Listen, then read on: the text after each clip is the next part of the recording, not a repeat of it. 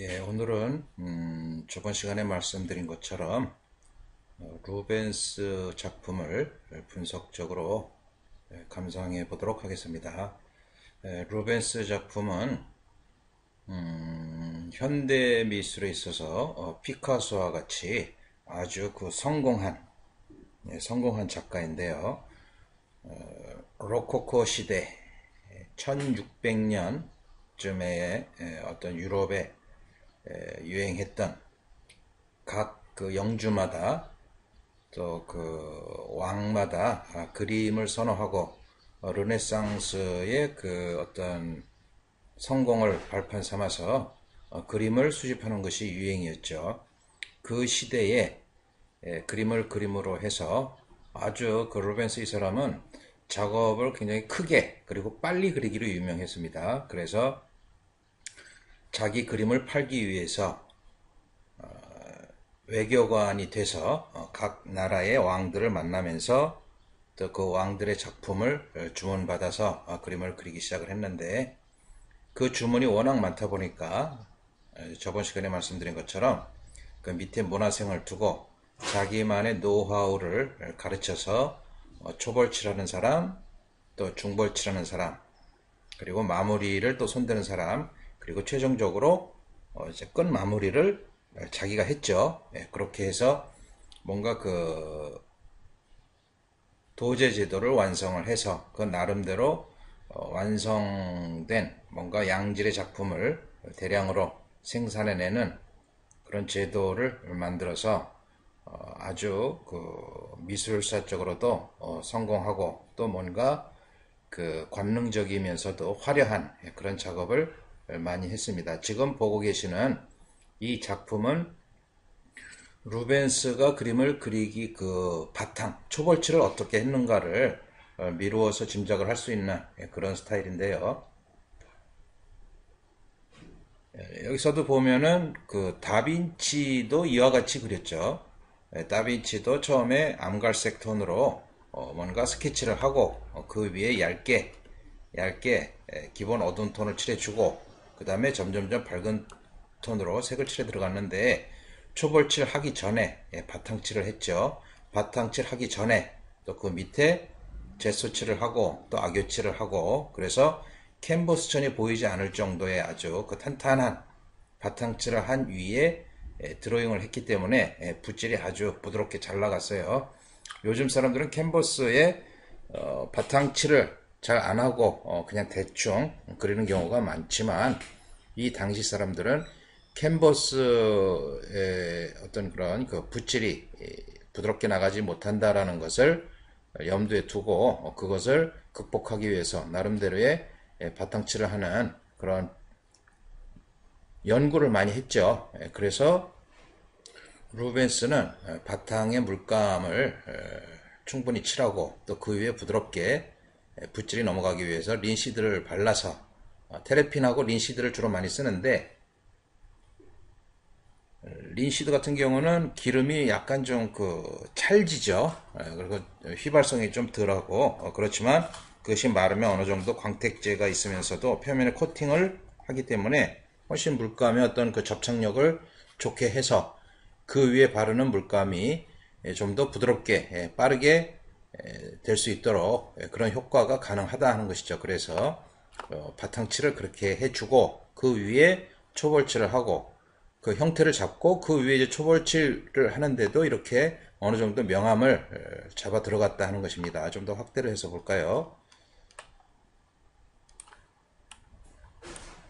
예, 이렇게 흰색을 가지고 흰색과 회색을 가지고 말의 톤을 잡아주고 있습니다. 그리고 이제 어두운 데는 좀 더 어두운 색으로 이제 명암을 넣겠죠. 물론 그림을 그리는 사람들은 기본적으로 밝은 색과 어두운 색의 그 톤의 관계, 그 계절을 잘 알아야 되겠죠. 물론 흰색이 어두워질 때는 검정색을 섞는다 생각을 하지만 단지 검정색만 섞는 건 아닙니다. 뭔가 유채색을 가지고 색을 만들어서 어두운 톤을 만들기도 하고, 또 이런데 이제 각각의 그 색깔들이 들어가는 부분도 있어요. 처음에 초벌칠을 하다 보니까 기름이 어느 정도 마르지 않아서 이렇게 약간 좀 붓질이 기름에 의해서 이렇게 분리가 되는 그런 상태도 볼 수가 있습니다. 어쨌든 기본 톤을 드로잉 하듯이 아주 즐겁게 그리고 있어요. 그림을 그리면서 즐겁게 그린다라는 것을 일반 분들은 잘 이해를 못할 것입니다.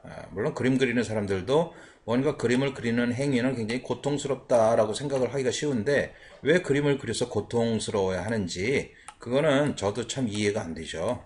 뭐 그림을 그린다라는 것이 물론 이제 현대에 와서는 뭔가 그림의 의도를 뭔가 다양하게 생각을 해서 뭔가 정치성이 있어야 된다라든가 뭔가 어려운 사람들을 위해서 그런 사람들을 그려야 된다거나 아니면 사회의 비리를 끄집어내서 그려야 참다운 미술이다 뭐 이런 식으로 얘기하는 사람들도 있는데 그건 그 사람들의 생각이겠죠.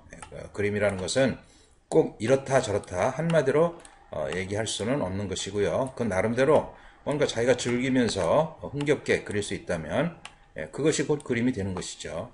그림을 그리면서 고통을 인내해야만 한다. 자기가 원치 않는 그림인데도 그것이 어떤 그 사회적인 추앙이니까 그렇게 그려야 된다. 그렇다면 저는 안 그리겠습니다. 그런 식으로 그리는 그림 자체가 의미가 없는 것이죠. 물론 뭐 그렇게 꼭 그려야 된다라고 하는 사람들은 나름대로의 어떤 미학적인 어떤 평론가들이 얘기하는 말하기 좋아하는 친구들이 얘기하는 그런 어떤 하나만한 소리가 있습니다. 자기들이 행동으로는 옮기지 않으면서 늘상 남들한테 이렇게 그려라 저렇게 그려라 말만 앞서는 그런 친구들의 그런 헛소리에 귀담아서 또 자기 스스로도 그렇게 그림을 그리는 사람들도 물론 있지만 저는 그런 것에 의미를 부여하지는 않습니다. 어쨌든 형태를 재고 기본적으로 묽은 색으로도 이제 이렇게 칠했고 또 밝은 쪽은 뭐 물감을 투석해 해서 칠하기도 하고 보통 그 다빈치 시대의 그림을 보면은 다빈치 역시도 이렇게 처음에 어두운 색을 칠해주고 그 다음에 점점 밝은 색으로 스푸마토 기법이라고 그러죠. 점점 이렇게 묽은 색으로 해서 그리고 그 당시에는 오늘날과 같은 유화 붓이 없었기 때문에 뭔가 쪽제비 털이나 이런 부드러운 붓을 가지고 그리니까 자연히 묽게 만들 수밖에 없죠. 물감을 두껍게 만들면 붓질이 안 되니까 그런 이유로 해서 스푸마토 기법을 개발하고 그걸로 아주 살살 칠하면서 모나리자와 같은 표정도 만들어내고 그런 분위기도 연출을 했지만 그 후에 이제 뭐 현대회화로 올수록에 유화붓이 만들어지고 그걸 가지고 또 뭔가 그 나름에 맞는 그 붓질을 하다 보니까 저번 시간에 보여드렸던 그 렘브란트의 그림과 같이 아주 투박한 그런 그림도 물감을 두텁게 해서 힘차게 그리기도 했지만 이 사람은 이제 렘브란트보다는 좀 더 앞쪽에 있었던 사람이죠. 그래서 뭔가 모필붓을 가지고 이런 식으로 부드럽게 붓을 천천히 살살 미끄러지듯이 그리면서 표현을 했습니다. 예, 이렇게 해서 뭐 기본적으로 이제 진행해 들어가는 것은 뭐 마땅하게 뭐 기본적인 그런 방법을 그대로 전이해 들어가는데 어쨌든 기본 그림을 그리기 위해서는 이와 같이 기본 드로잉이 우선적으로 해야 된다는 것이죠. 그래서 맨 처음에 드로잉을 배워야지 기본적인 어떤 명암의 빛과 어두움 이런 관계도 드로잉에서 다 배우기 때문에 무엇보다도 콘테로 그리는 아니면 목탄으로 그리는 그런 드로잉 연습은 꼭 해야 된다는 것이죠.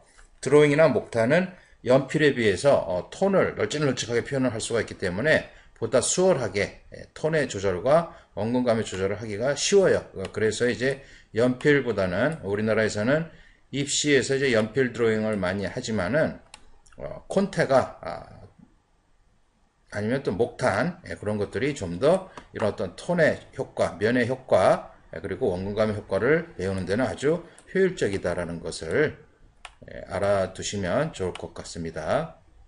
그렇게 해서 드로잉의 기본 원리를 이해를 하시면 그 드로잉을 바탕으로 해서 뭔가 이제 색을 쓰는 데 있어서 색도 기본적인 흰색과 뭐 검정색 이러한 것들은 그냥 뭐 흰색과 검정색을 섞으면서 밝은 톤과 어두운 톤을 만들어주면 기본적으로 간단하겠지만 그 나머지 유치색들에 대한 기본 원리 예를 들어서 노란색이냐 빨간색이냐 파란색이냐 이런 색을 밝은 쪽에서 그대로 그 색의 느낌을 칠해주지만 그것이 뒤로 갈 땐 어떤 색을 섞는가 물론 검정색도 쓰긴 쓰지만은 검정색이 아닌 파랑색이 어두워질 때는 좀 더 어두운 파랑색, 뭐 울트라마린이나 프러시안 블루, 또 거기에 더해서 자주색도 섞어주고, 그 나름대로 어떤 그 색을 만드는 기본 공식이 있어요. 그 공식이라는 것이 뭐 이렇게 제가 이제 간헐적으로 얘기하면은 굉장히 복잡해 보일 수도 있지만, 파레트를 배열해 놓은 상태에서 설명을 한다면 아주 간단하고 뭔가 그 논리적인 그러한 표현법이 가능한 것이죠. 그런 걸 알면은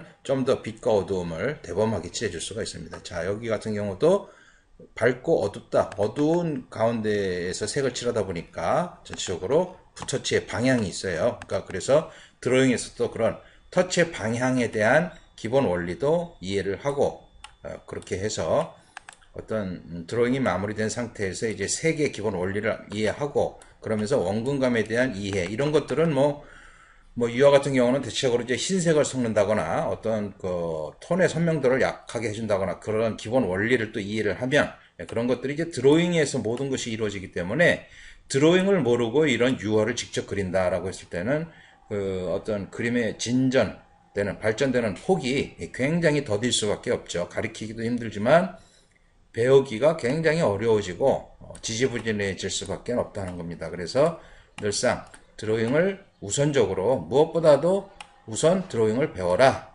그래야지 이런 내가 뭘 그리고 싶을 때 그 형태를 내가 원하는 대로 표현을 해낼 수가 있겠죠.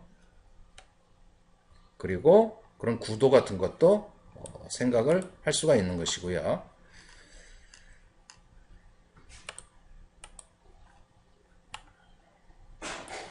그래서 이제 그런 것을 드로잉으로 배운 다음에 색을 배우고 그렇게 해서 유화를 그리든가 아니면 뭐 아크릴을 그리든가 아니면 수채화를 그리든가 자기가 원하는 표현법을 자기의 어떤 심성에 맞추어서 느낌에 맞추어서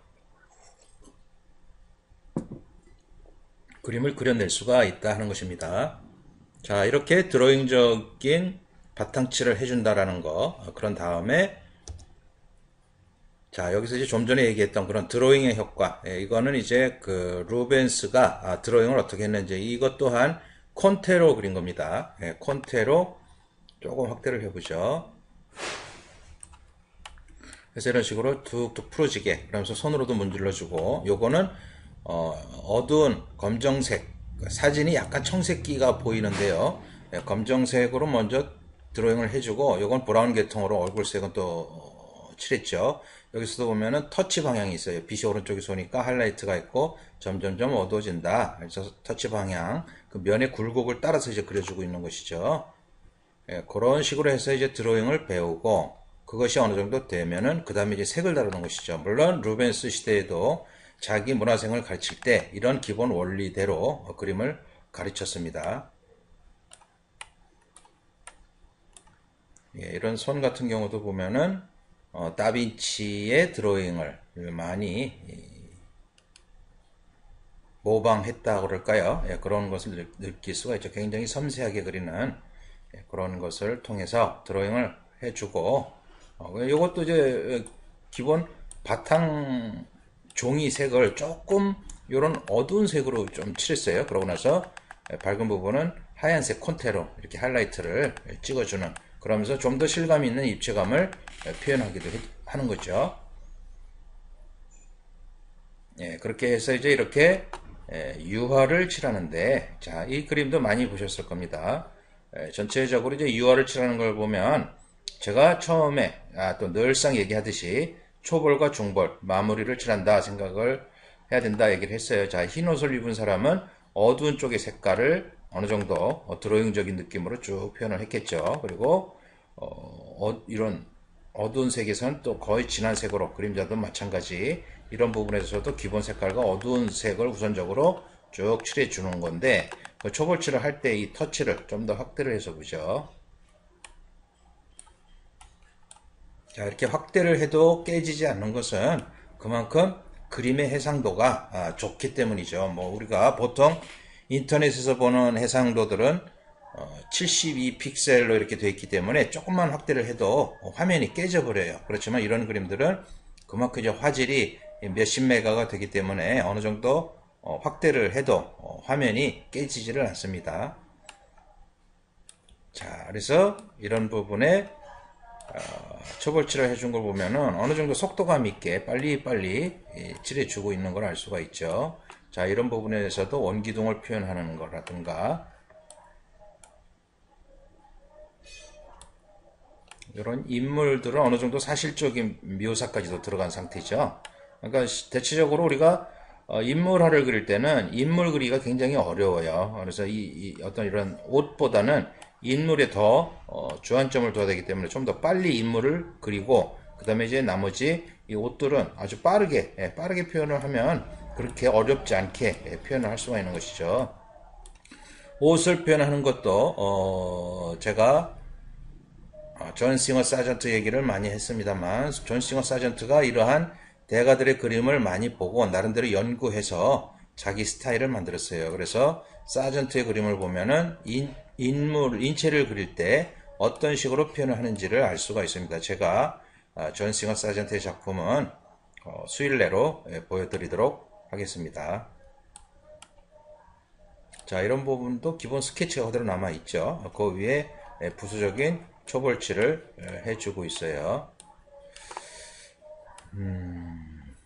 자, 이런 인물 부분을 조금 더 확대를 해보죠.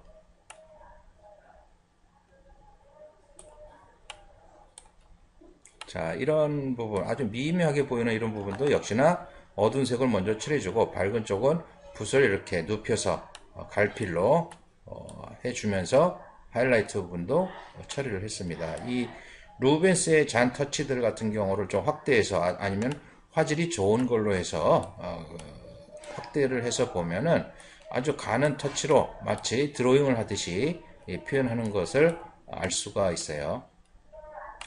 결국에 이렇게 대가들의 그림을 연구하면서 분석하면서 나름대로 자신의 그림의 어떤 표현법을 개발해낼 수가 있고 자기 감성에 맞는 그 작가, 대가들을 선택을 해서 그런 표현법을 또 모방을 하기도 하고 또 그래서 그거를 자기 걸로 만드는 그런 과정도 필요한 것이죠. 그냥 즉흥적으로 뭔가 피상적으로 그렇게 그림을 배워서는 결코 오랜 시간이 가도 그런 기본적인 원리에 대한 이해가 없기 때문에 그림이 올바로 갈 수가 없고 또 그림 그리는 것 자체가 어느 순간부터인가 굉장히 권태롭고 힘들고 어렵고 그렇게 느껴지게 되죠. 그건 바로 그림을 올바로 못 배웠기 때문에 뭔가 자꾸 모든 것을 자기 식대로만 생각을 하고 객관적인 그런 의미를 따라가려고 하지 않다 보니까 그렇게 되는 겁니다. 그렇지만 지금보다 모든 여건이 안 좋았던 이 시대에는 사전트 역시 유럽의 전 그 미술관을 돌아다니면서 이런 그림들을 보고 그 자리에서 또 따라 그려보고 그렇게 하면서 자기만의 그 노하우를 찾아 나선 것이죠. 그래서 가장 효과적인 것은 이런 대가들의 그림을 분석하고 비교하고 그렇게 하는 것이 가장 빠른 그림을 배우는 방법입니다만은 현실적으로 그렇게 노력하는 사람도 사실상 별로 없어요. 별로 옛날 사람들에 비하면은 아주 지금 요 최근에는 미술에 대한 정보가 이렇게 인터넷에 많아지고 또 제가 이런 식으로 이제 동영상을 만들어 놓지만 아무리 그 동영상을 봐라 얘기를 해도 보지 않는 사람도 꼭 보는 사람들만 보고 그 대부분의 사람들은 관심이 없다는 거죠. 그 관심이 없는 사람들한테까지 뭘 어떻게 해줄 수는 없는 것이고 어쨌든 이런 동영상을 올려서 보여주고 있는데 거기에 대해서 무심하다 하면 그런 사람들에 대해서는 제가 더 이상 뭐라고 할 얘기가 없는 것이죠. 결국 그림이라는 것은 전체 인구의 1%, 더 냉정하게 얘기하면 0.1% 정도, 그러니까 한 1000명에 1명 정도의 어떤 수요로 그림의 어떤 그 관심들이 있기 때문에 그 나머지 사람들은 아무리 그림에 대해서 얘기를 해도 귀담아 듣지 않아요. 그러니까 1%라고 해도 100명에 1명 정도니까. 근데 제가 볼 때는 그것조차도 안 되는 것 같아요. 그러니까 뭐 100명의 사람을 모아놓고 그림에 대해서 아무리 얘기를 해도 거기에 집중해서 관심을 갖고 듣는 사람은 없습니다. 결국 이제 그러다 보니까 이제 그림 그리는 사람들이 뭔가 어떤 그 실망감, 그림을 그리는 사람들이 이제 힘들다라고도 얘기를 하지만은 그렇게 이제 그림을 바라보는 사람들의 관심이 없다 보니까 그러다 보니까 이제 그림 그리는 사람들도 굉장한 그 실망감, 무력감 이런 것들을 또 많이 느끼죠. 다음 과정을 보죠. 이거는 아주 부드럽게 완성을 했습니다. 자, 좀 더 확대를 해도 깨지지가 않아요. 자, 이런 거를 보면 초벌칠 했던 붓질의 어떤 그 질감을 느낄 수가 있어요. 그 위에 이제 물감을 얇게 발라가면서 표현을 한 겁니다. 자, 이런 부분에서도 물감을 얇게 발라서 붓을 이런 데는 잔 터치도 보이고 있죠. 이런 데는 기본 칠, 바탕 칠 위에 아주 얇게 발랐어요. 그리고 약한 잔 터치들, 이런 어떤 눈썹 같은 거는 뭐 어떤 드로잉적인 그 터치의 맛을 보일 수가 있어요. 그냥 선으로 드로잉을 하듯이 색을 만들었습니다. 이런 최종적인 터치는 이제 루벤스가 한 것이고, 그 안에 마무리들은 이제 밑에 제자들이 한 것이죠. 자, 선 쪽으로 이렇게 톡톡 칠하면서 질감 표현을 했어요. 드로잉이 얼마나 중요한지, 결국 그림이라는 것은 그 반이 드로잉이다 라는 것을 알 수가 있습니다. 자, 이런 부분도 굉장히 초벌칠, 묽게 칠한 것을 알 수가 있고, 이런 데는 이제 하늘색을 만들어서 부드럽게 칠해주고 약간 풀어주면서 칠한 것을 알 수가 있습니다.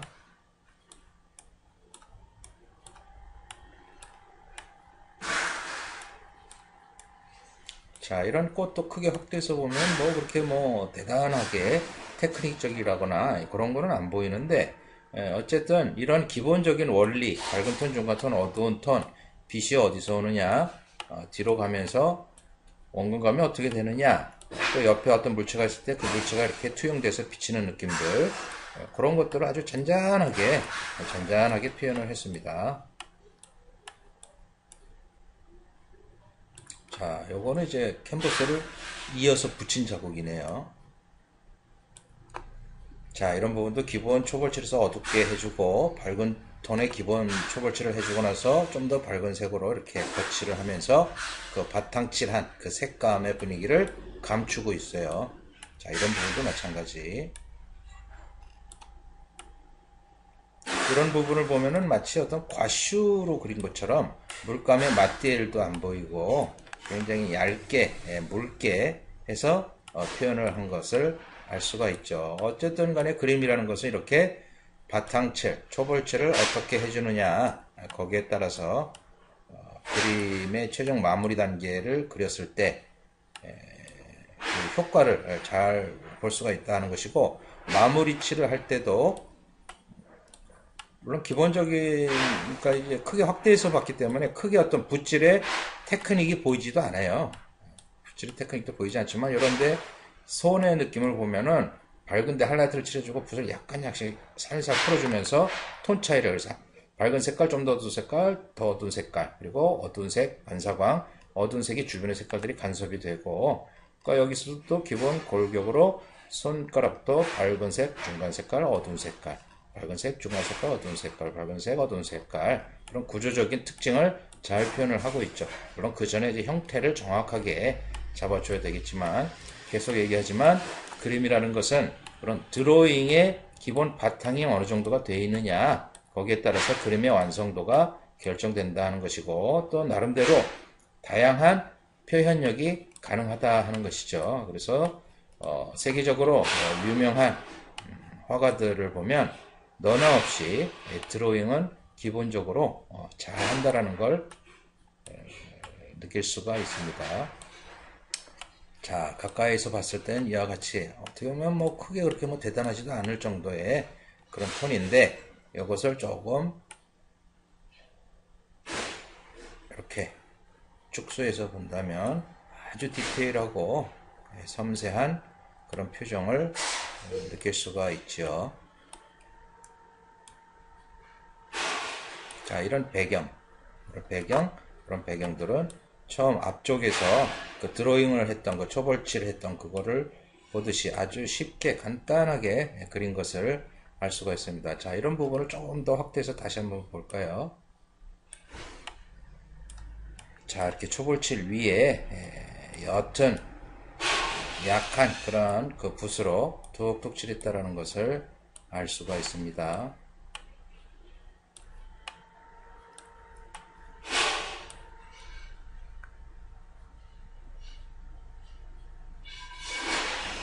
이거는 이제 미인, 그 세 명의 미인 진선미를 가지고 얘기하는 어떤 그 신화의 한 부분을 설명을 한 것이죠. 이러한 풍경도 보면은 굉장히 복잡해 보여요. 나무도 되게 복잡해 보이고, 뭔가 인물도 복잡해 보이고, 굉장히 정성스럽게 오래도록 그린 것 같지만, 조금 확대를 해서 본다면, 다시 말해서 이것도 이제 화질이 좋은 거예요. 그래서 확대를 해도 깨지지가 않는데, 자, 확대를 해서 보면, 물론 인체 같은 경우는 아주 디테일하게 기본 어두운 색깔, 중간 색깔, 밝은 색을 칠해주고 그 다음에 초벌칠이 그렇게 된 상태에서 다시 밝은 쪽에 색을 칠하고 약간 붓을 끌어주면서 아주 또 섬세한 그런 표현을 했어요. 그러니까 이런 것은 어떤 거 테크닉이죠, 테크닉. 테크닉을 알면 뭐 그렇게 어렵지 않게 그릴 수가 있는데 테크닉을 모르면 어느 누구도 그릴 수가 없습니다. 자, 그렇게 하고 이런 나무 같은 걸 한번 그린 걸 보죠. 아래쪽에 이런 뭐 이런 것도 이제 그 바탕색이 그대로 드러나 있어요.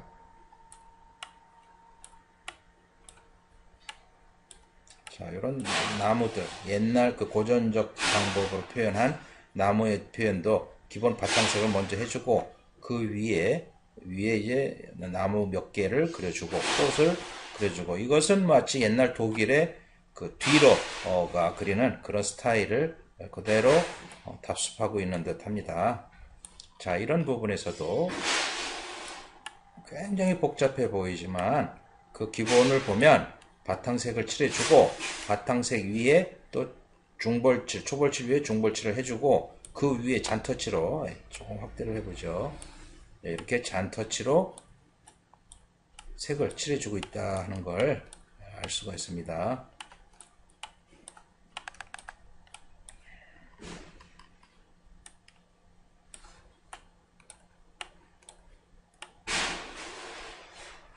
자, 이런 경우에서 분명히 알아야 될 것은 배경색을 먼저 어둡게 칠해주고 그 위에 밝은 색을 칠할 때 분명히 이것은 마르고 나서 칠한 거죠. 밑색 바탕색을 칠하고 나서 즉각적으로 밝은 쪽의 색깔을 칠하는 것이 아니라 한 2, 3일 정도 시간 경과를 한 다음에 어느 정도 말랐을 때 또 묽게 해서 칠한 거예요. 이런 경우에서 이제 어느 정도 바탕칠이 마르고 나서 물감을 덧칠할 때 묽게 칠하느냐 아니면 되게 칠하느냐 아니면 수채화붓 같이 부드러운 걸로 칠하느냐 아크릴 붓으로 칠하느냐 아니면 유화붓으로 칠하느냐 아니면 기름을 적게 섞느냐 기름을 많이 섞느냐 거기에 따라서 다 느낌이 달라지는 겁니다. 그런 매 순간순간의 판단을 잘 해야 제대로 된 그림이 되겠죠.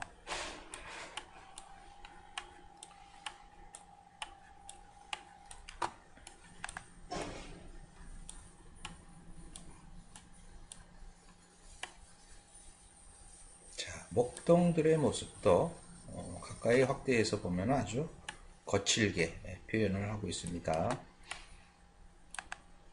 역시나 기본 톤을 잡아주고 그 위에 드로잉적인 터치로 물체의 묘사를 하고 있죠.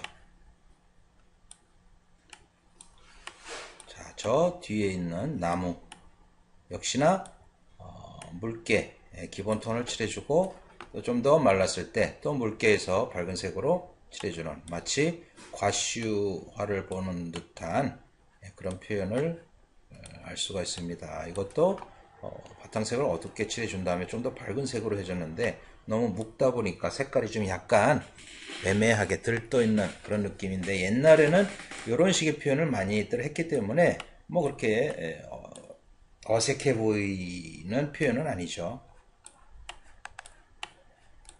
자, 저 멀리 하늘도 아주 묽게 칠한 터치가 그대로 남아있고, 하이라이트와 그 초벌 위에 중간색 칠해주고, 그 위에 다시 좀 이런 걸 좀 더 두껍게 칠했네요. 물감을.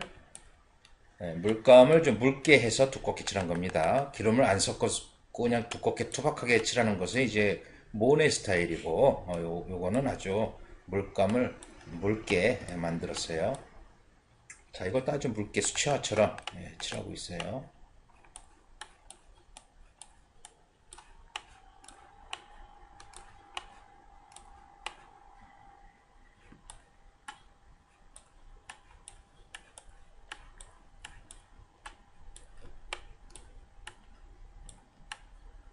자, 이 당시에는 나무 줄기조차도 이제 이런 터치로 이렇게 터치를 그 원기둥을 따라가면서 그리죠. 요즘 같은 경우는 이제 이걸 면으로 해석을 해서 밝은 면, 중간 면, 어두운 면을 따로 분리해서 색을 칠하는데, 그 당시만 해도 그러한 것이 표현법이 현대와는 좀 많이 달라요.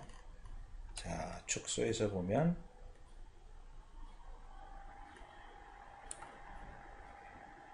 굉장히 섬세한 거를 알 수가 있죠.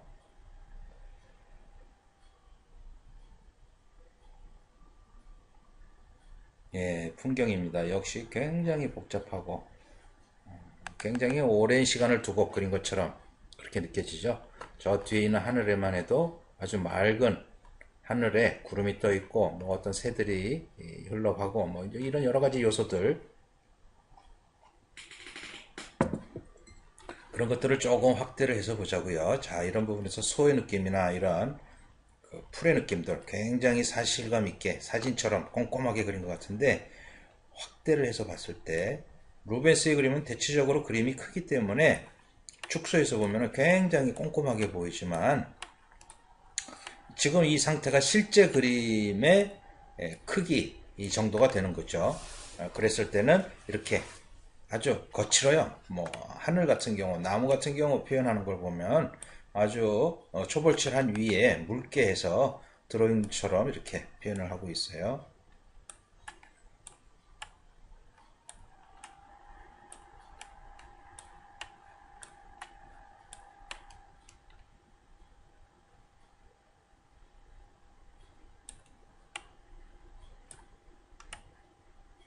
어떻게 보면 꼭 좀 유치한 느낌도 보이고,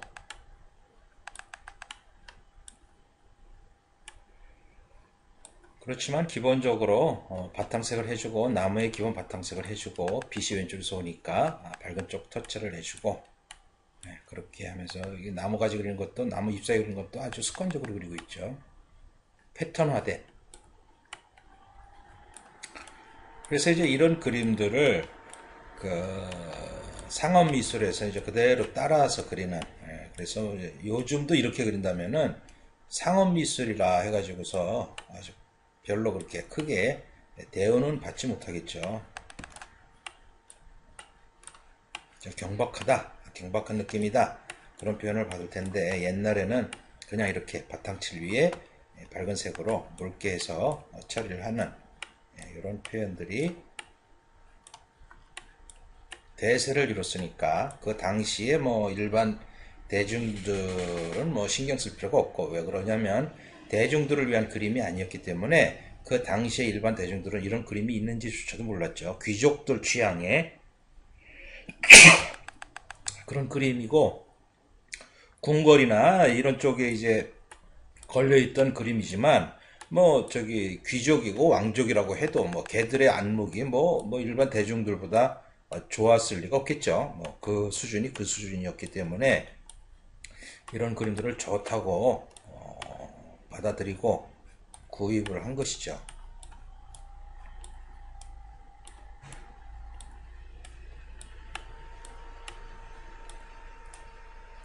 어쨌든 한 가지 중요한 것은, 계속 얘기하지만 바탕칠, 초벌칠이 얼마나 중요한지, 그리고 또 드로잉이 얼마나 중요한지, 그리고 나머지 색을 쓴다라는 것은 이 바탕칠 위에 붓을 가지고 기본적인 색, 뭐 소의 색깔, 사람의 옷 색깔, 그런 것들 묘사하는 것은 드로잉적인 기본 바탕 위에 색 쓰는 거는 뭐 아주 간단한 거니까 그렇게 복잡하지가 않아요. 모르니까 어렵죠. 무엇이든 모르니까 힘들고 내가 할 수 없는 그런 범접할 수 없는 그런 거로 생각되지만 방법을 알면은 누구나 다 할 수가 있는 그런 것입니다.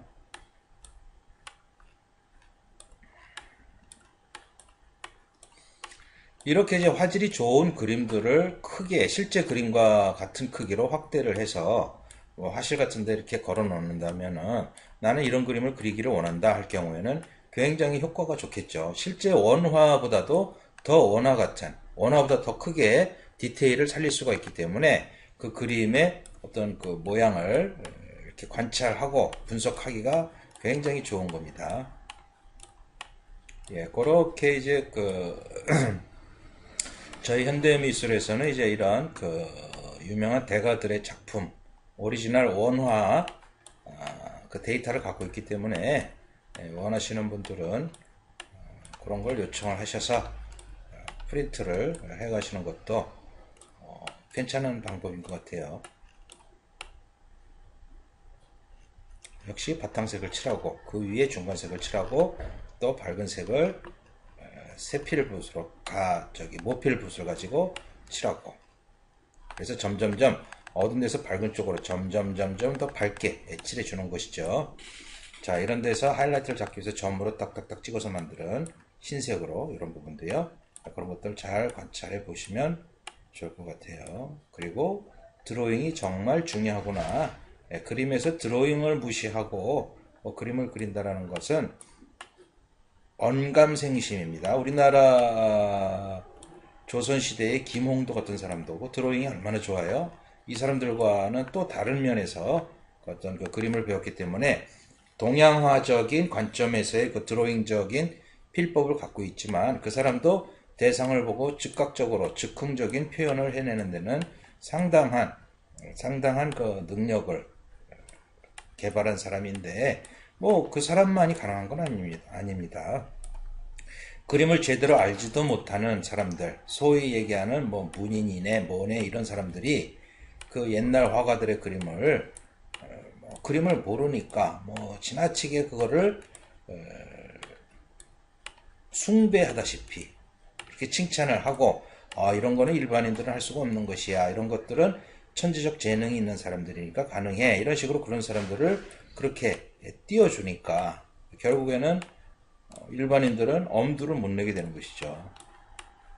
아주 기본적이고 간단하지 않습니까? 자, 조금씩 축소를 해보면 굉장히 디테일하구나, 사진처럼 그렸구나라는 걸 알 수가 있습니다. 그런 기본 원리를 이해한다면 빛과 어둠의 관계, 근경과 원경의 관계, 그런 것들만 이해를 하고 기본적인 색의 혼색 방법, 또 붓을 어떻게 쓸 것인가, 그런 것만 안다면 누구든 그릴 수 있는 그림이죠.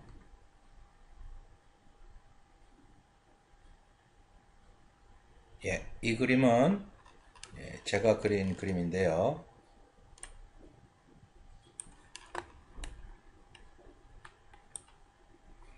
현대자동차 정몽구 회장을 그렸습니다. 자, 이것을 이제 좀 전의 그림들과 비교를 한다면 형광등 불빛에서 보여지는 이 조명이 이래요. 어두운 쪽에서도 이렇게 빛이 많이 들어갔기 때문에 렘브란트나 루벤스의 그림과 같이 명암 대비가 크지가 않죠. 밝은 쪽도 다 어두운 쪽도 색을 다 넣어줘야 되기 때문에 그래서 오히려 어떻게 보면은 현대미술에서의 그 조명은 참 그리기가 어려운 게 사실인데, 그렇지만은 뭐 그리기도 어렵지만은 효과도 제대로 나지가 않아요. 어느 정도 그 옛날 그런 표현법, 전등이나 호롱불을 켜놓고 그 인물을 사진을 찍는다면 굉장히 옛스러운 그 중후한 그런 분위기를 만들 수가 있는데 이건 너무 밝아서 그리기가 좀 그렇죠.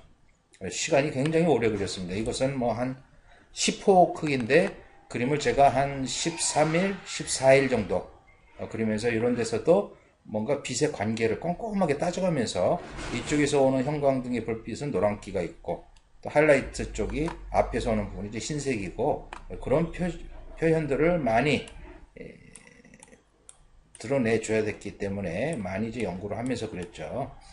그래서 이런 것을 그리는데 저 같은 경우를 이제 예를 들면은 이러한 인물을 10호로 그려주는데 보통 뭐 그 전에는 한 200, 300 정도를 받았어요.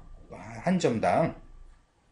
물론 이제 요즘은 뭐 그림값을 조금 이제 올려서 받으려고 하고 있는데요. 그 올려서 받는 이유는 그림을 계속 그리면서 내 나름대로 갖고 있는 어떤 표현법이 그 노하우가 점점 커지기 때문에 그 노하우에 대한 인정을 자본주의 사회에서는 그림값으로 매길 수밖에 없죠. 내가 그림을 예를 들어서 길거리에 어떤 사람한테도 이거 뭐 싸게 줄게 내가 한 50만 원에 줄게 10만 원에 줄게 한다고 해도 일반 대중들은 구매할 사람들이 없죠. 제가 아까 그림이라는 것은 1% 아니면 0.1%의 어떤 그 대중을 상대로 하는 것이다.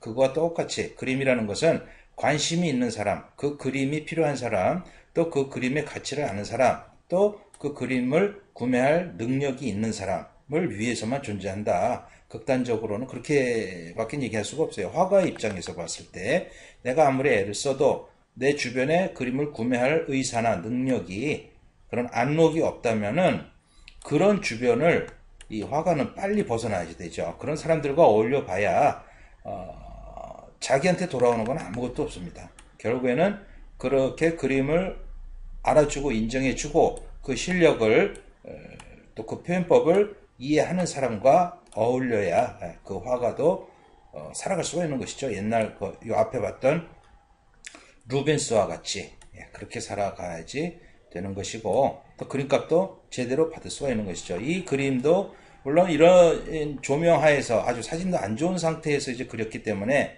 이렇게 흐릿하게 완성될 수밖에 없었겠지만 좀 더 기왕이면 조명 불빛 하에서 내가 만들어 놓은 그 불빛 하에서 사진을 찍어서 그렸다면은 좀 더 디테일하게 좀 더 섬세한 그런 표현법까지도 가능한 것이죠. 그리고 이제 말씀이 나왔지만은 제의 그 현대 미술에서 그 전문적으로 화가가 되고자 하는 그런 화가 지망생을 모집을 하고 있습니다. 뭐 한 달에 저희 화실에 자유롭게 올 수 있는 시간은 한 3일 정도. 그래서 자유롭게 자기가 원하는 대로의 그림을 그릴 수가 있고. 그래서 1년 단위로 모집을 하는데 1년이면은 글쎄요. 처음에 이제 기본 드로잉을 가르치고 그다음에 그 기본 바탕이 되는 수채화를 가르치고 그 다음에 이제 유화나 아크릴 이거를 가르치는데 처음 시작해서 아주 그림을 모르는 사람이 처음 시작해서 유화를 그리게 된다면 한 두 달 정도는 걸릴 거예요. 두 달 정도는 일주일에 3일씩 나왔을 때 드로잉을 완벽하게 갖춰놔야지 그 다음에 이 유화도 쉽게 빨리 남들보다 빨리 그릴 수가 있죠. 보통 미술대학 가는 학생들 같은 경우도 고등학교 때 한 2, 3년을 열심히 그림을 학원 다니면서 그려가지고 막상 대학에 들어가면 대학에서는 교수들이 아무것도 가르쳐 주지를 않아요. 그냥 완성된 것에 대해서 이러니 저러니 평론가처럼 말로만 떠들지 직접 그림을 터치를 보여준다거나 어떤 이런 표현법에 대해서 이해를 해준다거나 이러지를 않기 때문에 학생들이 그림을 넣는 속도가 아주 늦죠. 결국에는 학생들 자기들끼리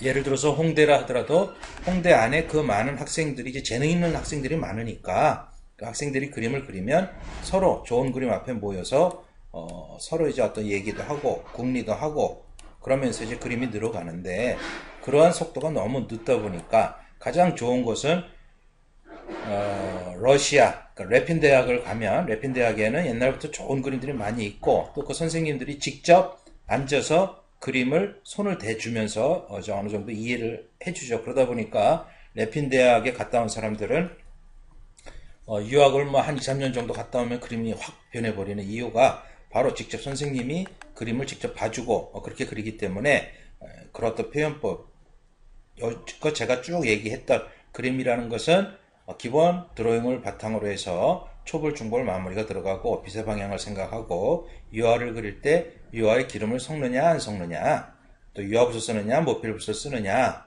그런 여러 가지 상황에 따라서 이제 표현법이 달라지는데, 그것이 사람마다, 사람 개인마다 그 성격이나 감정이나 이런 것들이 다양하기 때문에 이런 스타일이 맞는 사람이 있고 또 저런 스타일이 맞는 사람이 있어요. 그 스타일별로 그림을 선별해서 이제 가르치는 것이죠. 그런 대학에서는.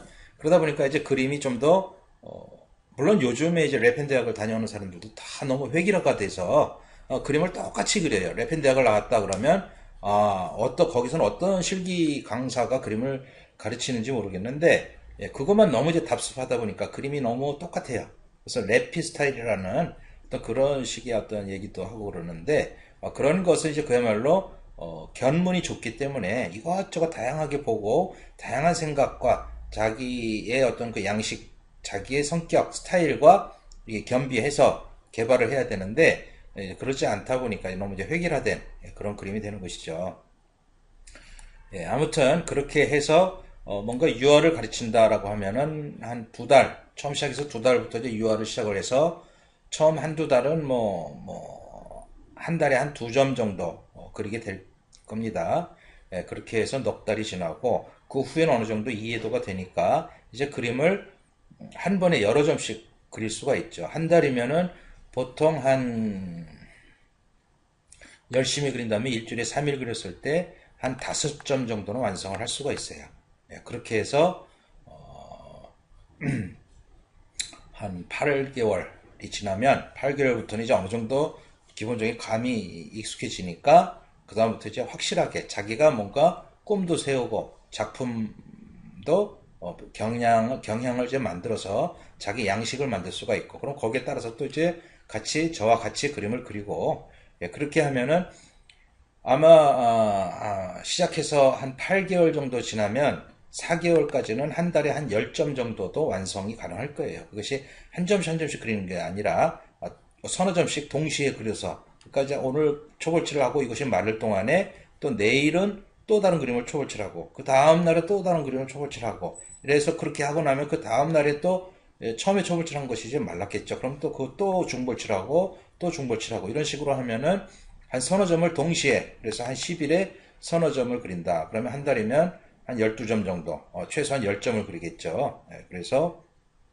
4개월 동안에 10점을 완성을 한다. 그러면은 또 이제 그게 어느 정도 되면은 그 마무리 단계에서는 개인전을 준비할 수가 있고 공모전을 준비를 할 수가 있을 정도의 그런 그 내외적인 그 내공과 뭔가 다양한 그 제가 계속 얘기했던 그림의 기본기, 기본 실력을 배양하는데 충분한 기간이 되는 것이죠. 그래서 남들이 4년, 5년 배운 것보다 더 많은 그 내실을 다질 수 있는 그런 실기력이 만들어질 것입니다. 그러면 이제 그야말로 전문 작가로서 저희 현대미술, 그러니까 옛날에 루벤스가 자기 밑에 그 공방을 차려서 그 밑에 문화생들을 키웠듯이 저희 현대미술을 바탕으로 해서 현대미술에서 배출한 그러한 정식 작가로서 등단을 할 수 있게 그렇게 만들어 나가려고 하는 것이죠. 그래서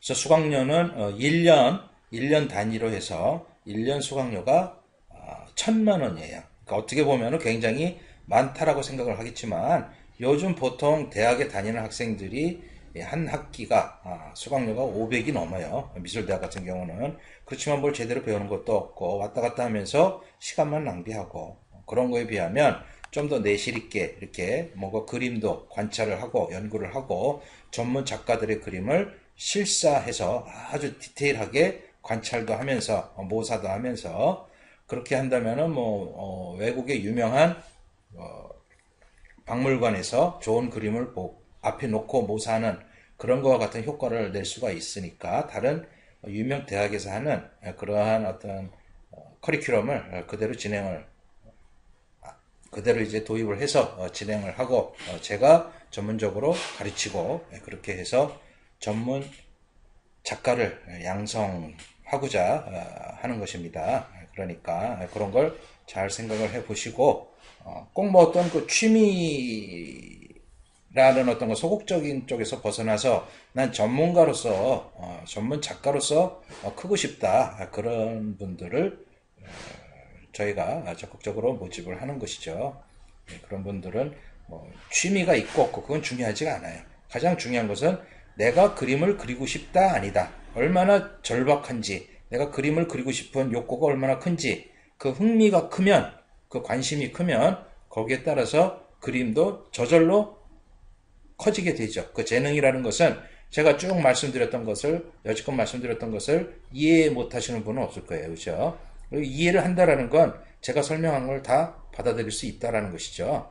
그런 능력, 그런 관점에서 그림을 배우고자 하시는 분들을 모집을 하고 있으니까 그 수강료 부분은 뭐 1년치예요. 1년치가 이제 1,000만 원이다 하는 거 생각해 보면은 그렇게 비싼 거 비싸다고 하면은 비싸다고 할 수도 있지만 그런 전문가가 되기 위해서 투자해야 할 어떤 그런 비용에 비하면 아주 싸다고 할 수가 있는 것이죠. 일반 사람들이 대학 4년제를 나오기 위해서 들어가는 돈이 한 달에 1,500 정도가 되니까요. 1년에 1,500이 되니까 그건 6천만 원의 돈이 들어가는데 6천만 원을 들여서 나오는 그 결과 별것도 없어요. 그것보다 더 실속 있는 그림에 대한 미술사적인 이론과 기본적인 미학적인 근거, 그리고 구체적인 실기력, 그리고 표현력, 그리고 자기의 성격에 맞는 그 양식과 스타일을 개발한다. 그런 면에서